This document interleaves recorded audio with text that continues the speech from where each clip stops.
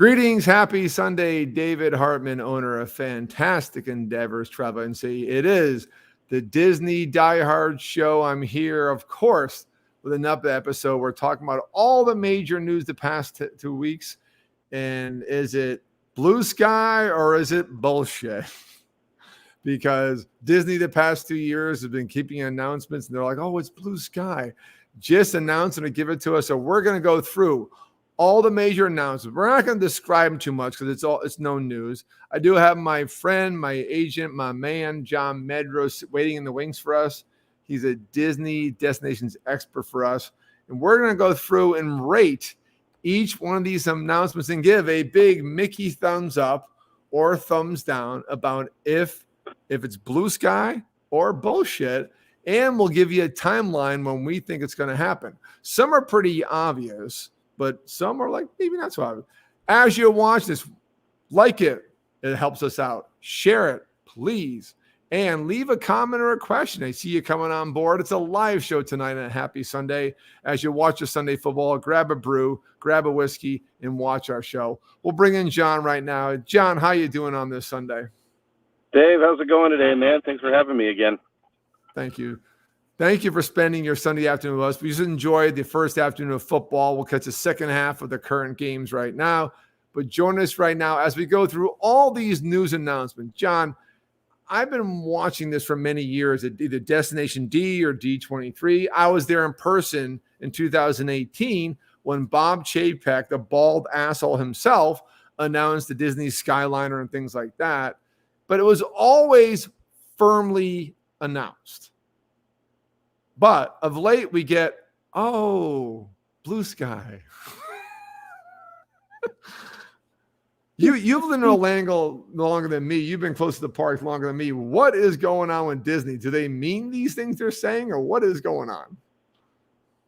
All I have to say is I cannot wait until I'm in my golden years, 70s, 80s, and just I'm able to enjoy all of this as this all comes to fruition. Because honestly, Dave, my biggest reaction to any of this is I will believe it when I see it, as everybody else should be. So blue sky will be great, but golden skies sure are ahead of us. So it'll be interesting, that's for sure. And I'll tell you my theory about why things are different with Disney. There's a whole saga to think about. But as you watch and enjoy us, we have some trivia questions for amazing prizes. I got exclusive pins that I've clicked over the years during construction updates at Disney Resorts. So these are limited pins. And the first one to get it, John will be the judge. So if you don't like it, argue with him.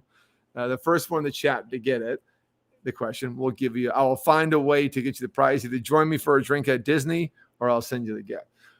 So we're going to rate each major announcement and then again, give thumbs up or Mickey thumbs down. And first question is, who was the host of the original test track? This is the John Medrow question. Very niche. So John, tell us the history of Test Track real quick, because that's one of the announcements here. So it was Test Track was not Test Track when Epcot first opened. No, Test Track was originally, as most of you should know, it was World of Motion, owned by General Motors. We will for sure talk timelines later, but if anybody remembers World of Motion, how wonderful it was. I mean, obviously, the best thing that they could have done was keep up with the times. So Test Track is here to stay, and we'll talk about it later, but I'm excited to see what the future holds for it.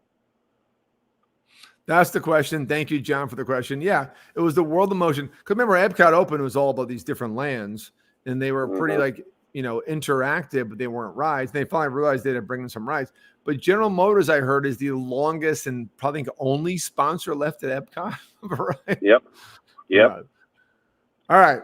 So for the first announcement, these are ordered in an order that I read, but then kind of mixed them up based on our preferences. So this is kind of random.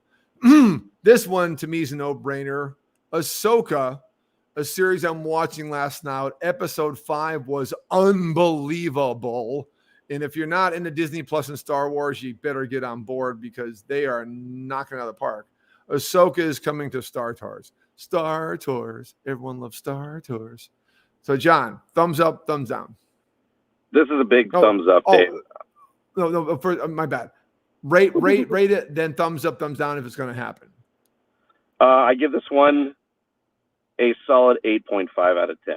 And of course, for me, this is a thumbs up. I'm with you, Dave. I haven't fully caught up on the Ahsoka show yet, but they can do no wrong in my eyes. I mean, bringing back the original storyline from Star Wars Rebels, incorporating the story of Ezra Bridger in there, and eventually, crossing my fingers here, hoping to hear something from Admiral Thrawn or Vice Admiral Thrawn. So you are well versed. I'm all about it, and I'm just excited to see what else they do with Star Tours. So bring on Ahsoka. And timeline wise, it's really up to you. What when everybody gets to go see this, but I wouldn't be surprised if we see this by the end of the year. I agree. I say 9 because the whole ride needs a redo of different themes. So I'll give it a 9 because to me they're just like cutting out. But thumbs up is happening, and I give it by November 17th. Yep. All right, moving on. We got a lot to go through in 2 shows today, so we're moving through. Hatbox Ghost and Haunted Mansion. I love all the nerds out there because everyone's like, that's great, but it's in the wrong place. I go, I have no idea what you're talking about. No idea what you're talking about at all. All right. I would rate this. This one for me, I mean, I'm with them as well a little bit. It might be the wrong place, but that's for the storyline to tell. I'd give it a solid 6.5 out of 10, and the reason being is because it needs to fit the storyline, and if it doesn't fit the storyline, also it needs to not break down after the first week that it's open. With that in mind, it's a thumbs up for me. I think he's an awesome character. Only adds to it. Timeline-wise, I'll believe it when I see it, so I'm going to give it maybe the first quarter of the year next year. It's supposed to be open this year, but there's too many mechanical issues going on, so hopefully by January we'll see it, but I mean, still a thumbs up for me. Yeah, thumbs up for me too, as it's going to happen. I rate it as 7 just because I don't know exactly how big this thing is. I'm not enough Haunted Mansion geek, and I guess I should become one because the movie's coming out, and I am a Club D23 member and got the magazine, and there's a little article about it, but I don't want to read the magazine before the movie, So right. I think it's a thumbs up, going to happen, and if it's in the right place, the wrong place, don't care. Just give me that photo op that no one knows what's coming. I love that because I know where it is, but no one else does. All right, moving on because we're broken down by theme park, except for one I have at the end because it's so special. We had that. Staying at Magic Kingdom, Country Bear Jamboree update. Ooh. What do you think? Rate it. Do you know it? Do you understand it? Oh, he's I an expert. completely. He's an expert, so I shouldn't ask the question if he knows it because we studied this extensively just for you guys. Now, the only thing I don't really know too well, as you guys can probably tell from my shirt, I don't know country music very well. First of all, I'm going to give this one an 8 out of 10. I'm a little picky, forgive my bias, but I'm an 8 out of 10 on this one because as much as I love Country Bear Jamboree, it needs an update. It needs a refresh. It needs some at least a new paint job or something in there because the storyline needs to be there, but I'm all for it. I'm a thumbs up on this one. When they refresh a ride like this, it can only get, better from here. So, and especially with, we'll talk about that later as well, but the expansion coming, I'm just super happy to see everything that Magic Kingdom has to offer at this point. Yeah.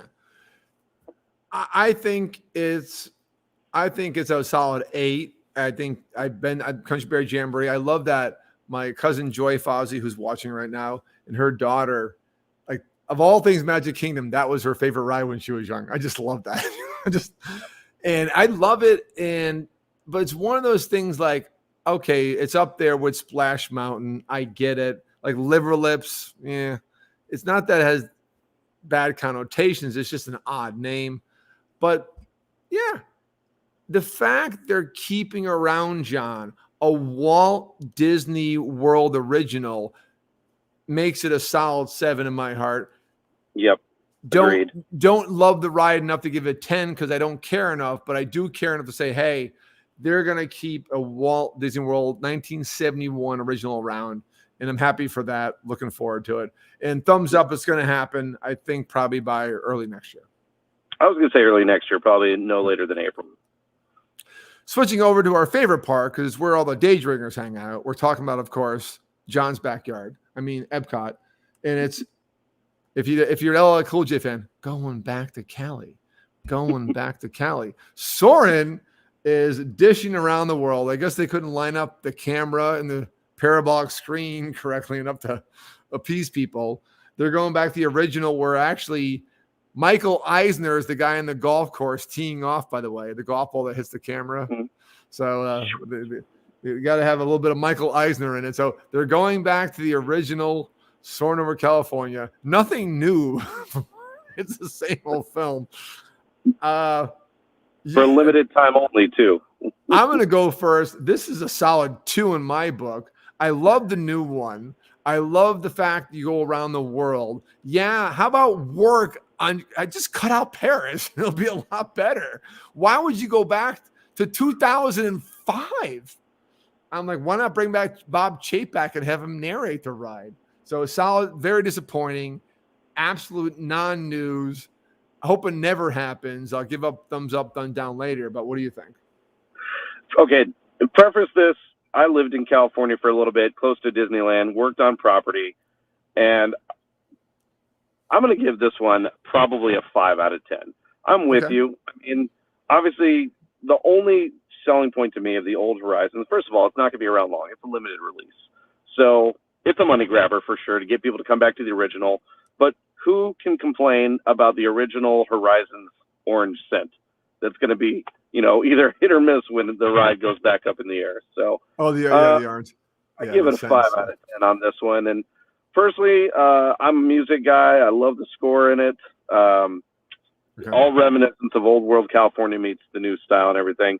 Also, I think the Eiffel Tower scene probably could get revamped because if you're not on one side or the other, unless you're right in the middle, Eiffel Tower does one of these things. So yeah, it's they didn't need to put in the your backdrop, where it's going to present. Why would it just okay?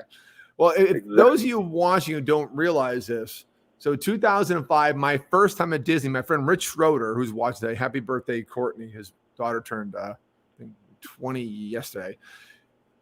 We were at my first ride ever was Mission Space at Epcot, but Rich ran over and said, yeah, I'm going to do a new ride called Soarin'. I didn't know I thought it was a Z or whatever. He said, oh, yeah, it was so cool. Like your hang glide. I'm like, okay, whatever. And I didn't do it till like the next year, but it was Soarin' over California. It was an existing ride at Disneyland. They just copied. So it was an established, well-known for many years, pull up on Wikipedia, maybe 1999 or something like that. And then it took them till 2017 to refresh it on both parks, I believe. And then they went back to California for some reason for the anniversary and went back. And now they're like, oh, we're going back to Cali. Okay. So I get where you're coming from, but I'd rather just give me the part. And then here is my friend, a Disney diehard. And by the way, an original day drinker before that club we've heard of has ever been created. This is the man that the club I used to be in was founded because we hang out at Banana Cabana.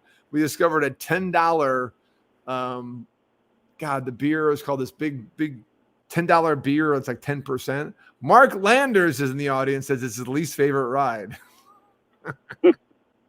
around the world. Yeah, so he's very happy he's coming back.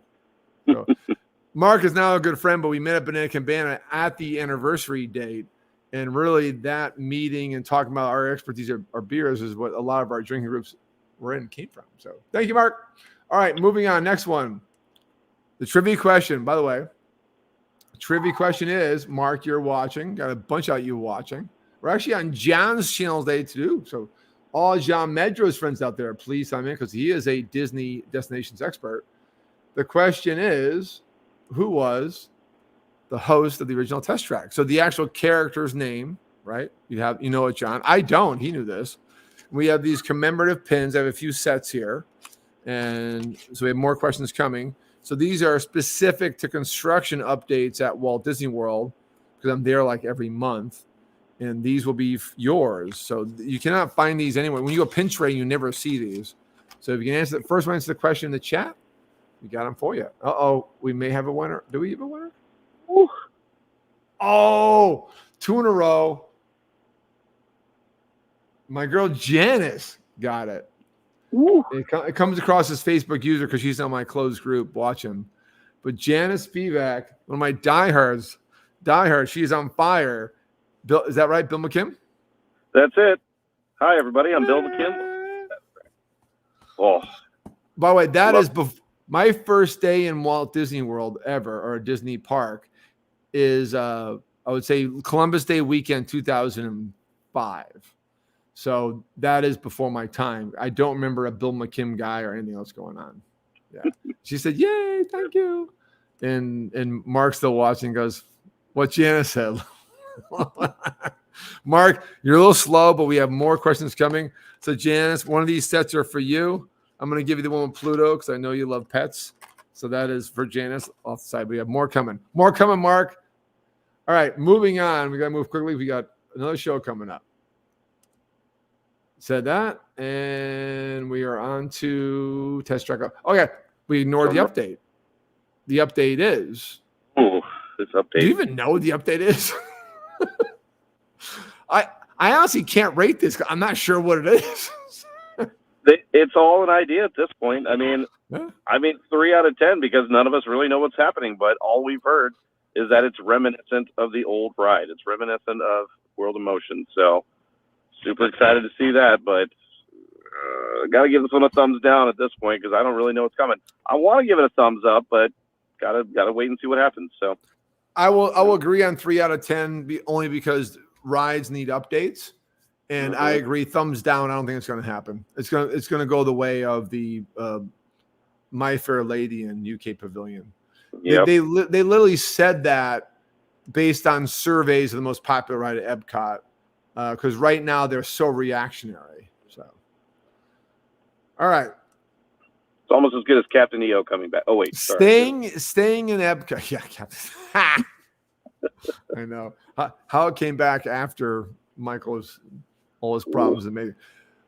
Luminous is the new fireworks show at Epcot with no even rough timeline when it's coming out. Please get rid of Epcot forever. I'd rather have harmonious barges in my living room than that crap show. But honestly, it's a lot of fireworks. And I have a corporate meeting at Disney that my big clients. When you watch it with other people, it is nonstop activity, but we're so spoiled by my favorite show of all time, which was Illuminations for 20 years. That was a temporary show, by the way. So I don't like the fact that it's similar name to Harmonious, which I get you want to work in all the cultures, but at least give me a report at the end. Illuminations ended with a bam. This one ended with nothing. Why would you? It doesn't cost you anything. So I don't understand that. But listen, there's no charge for these shows. And the bottom line is they heard all the complaints about the barges for Harmonious. And I don't go into chat if you don't know what I'm talking about and look online. And the thing is, they watch the numbers of the parks. My first time, John, in Epcot is everyone came around World Shakeless Lagoon for Illuminations at night, unless there was one thing better at Magic Kingdom. I mean, it was like a trend, even for locals, right? And that for Harmonious, it just wasn't happening. It was an impressive show. It was maybe a little more consistent because there was no like downtime like Illuminate. So this is the new show, but I am a little concerned. So I'll give it a 5 out of 10. Like I don't like the similar name. I don't, in fact, like nothing's happening.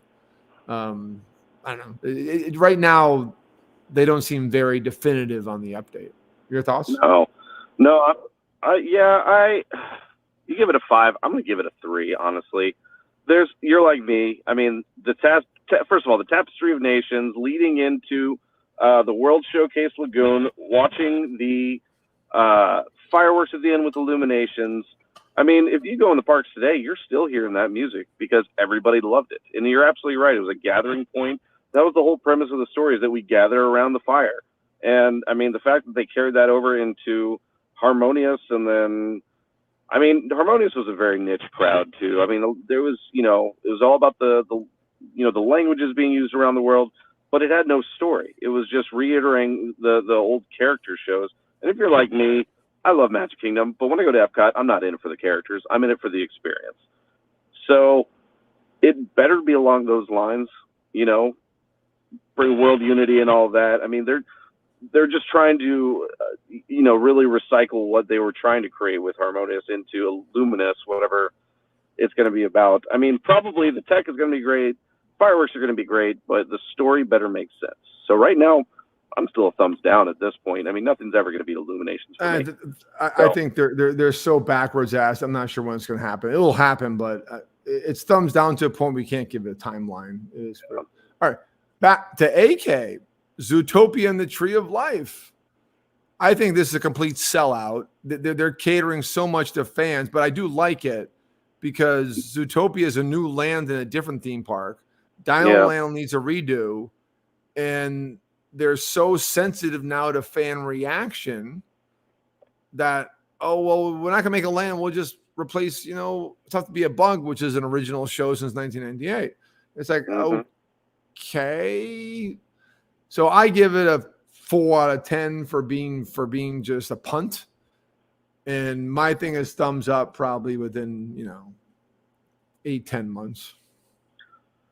I don't know, Dave. I give it a thumbs up because simply I'm just sick of the Dino Land there, the area there that just this is the Tree of Life. They backed off the Dino Land. Oh, that's true. That's true. Tree of Life. I don't know. I'll give it a very reluctant thumbs up, but I love it. Stuff to Be a Bug. Now, if they could expand on that, firstly, I think they missed the mark with Zootopia, in that movie has already come and gone. It's a little bit like Pandora, where it's a movie that was a couple, 5 years ago now at this point, something like that, and it's almost, it's not irrelevant, but it's just old news. So if it's going to be a show, I wish it wouldn't just be one particular movie themed. I wish it would be something along the lines of something that incorporates all the stories that make Animal Kingdom great. But at this point, I think, they're just going for the quick and easy money grab. But I still can't wait to see it in another 4 years. So I'm giving this one a 3.5 out of 10. Yeah, I don't think it's ever going to happen, honestly. I think it's a thumbs down. I think they just said it to appease the fans who love Zootopia. And I love Zootopia, but you're right. It's a one-time movie. They haven't even planned a sequel for yet. So it's like, come on, let's get going. Nope. All right, moving on. In the same area where they could have they have a chance to create a whole new land based on something amazing like Zootopia or another Avatar, like my Avatars are popular. No, they can't even figure that out. And granted, Dinosaur is separated from Dino Land, but it is related now. They're going to do what's in Disneyland, same ride system, and make Dinosaur in Indiana Jones. I give this a 3 flat, because the 5th movie bombed. The 4th movie didn't do well. It's an old franchise. Yeah, it does well in Hollywood Studios, but a little late, guys. How about create something new synonymous with the rest of Dino Land upgrade? Why would you? I think this is a complete bullshit thing, and I don't think anything's going to happen in either land for a long time. Yeah, the Tree of Life may change, but we'll talk about what's going in next. But I think this is a disaster of announcement. So our announcement was Blue Sky bullshit. This one's bullshit because they were more defined a year ago, and they caved to fan reaction, and now they have nothing to say. Oh, we'll talk about the next one. I'll tell you now. Disney Dino Land's going to be Encanto. Juan-Manuel Miranda, who wrote Hamilton, by the way, the biggest piece of shit play of all time, so overrated. I fell asleep twice during it. I don't get it. And then he was in Mary Poppins 2 and wrote a song for this and that. And he goes, Encanto should be a theme park. I mean, they're just like they're caving too easily. Like, guys, pick a direction, stay with it, and do it. Stop following social media or following what Juan-Manuel Miranda says. Because Encanto last year, which we'll end with, by the way, was going to be in Magic Kingdom. Now he's going to be in Animal Kingdom? Well, Kanto's I a don't movie. remember It's not a any of that person. movie. Do you? I don't It's a remember movie. any. Apparently, it's based on a family based in Colombia, but it's a fictional land. And what it has to do with Animal Kingdom, I have no idea. They have just literally lost their way. And if we have time, I'll talk about why at the end. But we got a few more to go, only a few minutes left. So I'm going to roll these quickly. But these two, I hope, never happen. I'd rather keep Triceratops spin in the little fair rides than this bullshit they're talking about, honestly. More comments? Yeah, Comments? I think the only one that's actually relatively possible is going to be Indiana Jones coming, because I mean it's almost a mirror image ride if you think about it. It is. And supposedly it's huge in Disneyland. I've not been on that ride, so I can't comment, and I don't care, because that franchise died a horrible death in episode 4, and they came out with episode 5 and whatever. It's on the grave for that one. All right, the biggest news for Walt Disney World theme parks. We got a few more things we're on the cruise line to talk about. Pirates of the Caribbean theme lounge coming to MK, taking over Tortuga Tavern right across from Pirates of the Caribbean. John, this could be the biggest news in the last decade of Magic Kingdom. Come on. And I mean, it's going to be interesting to see. I mean, sticking with the fact that they have Skipper's Canteen come in, and you're now allowed to purchase alcoholic beverages in there. I'm really curious as to what they're going to do here. But honestly, I give this one a solid thumbs up on this one. 10 out of 10. Whether it's going to happen, want it to happen. So two Mickey thumbs up. But the key is that, yes, alcohol is served at a table service restaurant. And Disneyland only serves alcohol in Oga's Cantina Lounge. So they kind of broke ground there. And this is the first lounge in Florida in Magic Kingdom. Absolutely. That means walk up and get a beer. And people say, Dave, why don't you go to MK more? I said, well, give me more beer cards. All right. Absolutely. Some quick ones. I do have a trivia question at the end. It's going to be tough to get time in, but I'll try to do it. I got a tight schedule today. Disney Adventure, the next cruise ship. We're going to talk about Disney Treasure, by the way. So at 5:30, we're going to close down, start a new feed. John and I are going to hit the studios, refresh our makeup, and come on and talk about the Treasure and what that sounds like. Well, the Adventure is the next Disney ship. Is Singapore Direct. It's going Singapore crazy, like rich, crazy Asians. And the trivia question is, what hotel bar was the Singapore Sling created? There's a specific hotel. What hotel in the bar? It's the same name. Just give me the hotel name. Very famous in Singapore. And a certain bartender, I don't need his name, created a Singapore Sling served today in John Medrow's backyard in a Disney bar coming to you. Related Disney news leading into our next show coming up in a few minutes here is Lookout Cay is the name. Lookout Cay at Lighthouse Reef is the port of call on the more Eastern Caribbean side of Disney. So there's Castaway Cay and now 2 private destinations. I think this is 10 out of 10. We knew it was coming. Great name. Castaway Cay gets a lot of traffic. You need somewhere else where Disney can go.